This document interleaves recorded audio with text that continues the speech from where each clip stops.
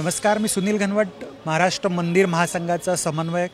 आज त्र्यंबकेश्वर या ठिकाणी ओम सर्टिफिकेट ओम प्रतिष्ठानच्या वतीने या ठिकाणच्या जे प्रसादाची काही दुकानं आहेत, भाविकांची जी दुकान आहेत या ठिकाणी, त्या ठिकाणच्या दुकानदारांना देण्यात आलेले आहेत। या ठिकाणी विषय असा आहे की मंदिरात जो त्र्यंबकेश्वराला प्रसाद अर्पण केला जातो किंवा त्या ठिकाणी जे साहित्य या ठिकाणी विक्री केलं जातं ते शुद्ध असावं, ते पवित्र असावं आणि या भावनेतून ही संकल्पना आली। माननीय स्वातंत्र्यवीर सावरकरांचे जे नातू आहेत या ठिकाणचे, त्यांनी रणजितजी सावरकर यांनी या ठिकाणी या ओम प्रतिष्ठानची स्थापना केलेली आहे। अनिकेत शास्त्री हे त्यांच्यासोबत आहेत आणि जवळजवळ आखाडा परिषद असेल, अखिल भारतीय संत समिती असेल, पुरोहित महासंघ त्र्यंबकेश्वरचा असेल, नाशिकचा असेल, महाराष्ट्र मंदिर महासंघ अशा अनेक संघटनांनी याला पाठिंबा दिलेला आहे। आणि देवाला अर्पण करण्यात येणारा प्रसाद हा हलालचा असता कामा नये, तो शुद्ध असावा, पवित्र असावा। कारण शबरीमलाच्या ठिकाणी सुद्धा जो प्रसाद दिला जात होता तो हलालयुक्त प्रसाद दिला जात होता।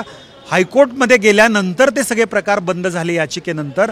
त्यामुळे अन्य हिंदूंची जी श्रद्धास्थानं आहेत त्याही ठिकाणी अशा प्रकारचा जर प्रसाद विक्री केला जात असेल ते थांबलं पाहिजे आणि शुद्ध, सात्विक आणि पवित्र प्रसाद देवाला अर्पण झाला पाहिजे, त्या वस्तू अर्पण झाल्या पाहिजेत। अशा भूमिकेतनं ओम प्रतिष्ठानची स्थापना या ठिकाणी रणजितजी सावरकरांनी केलेली आणि सर्व संघटना त्यांना पाठिंबा देत आहेत। महाराष्ट्र मंदिर महासंघाच्या वतीने सुद्धा हा पाठिंबा या ठिकाणी दिला जात आहे आणि आता हलालला झटका देण्याची वेळ आलेली ती ओम प्रतिष्ठानच्या माध्यमातून, ओम सर्टिफिकेटच्या माध्यमातून हे अभियान संपूर्ण देशभर राबवलं जाईल।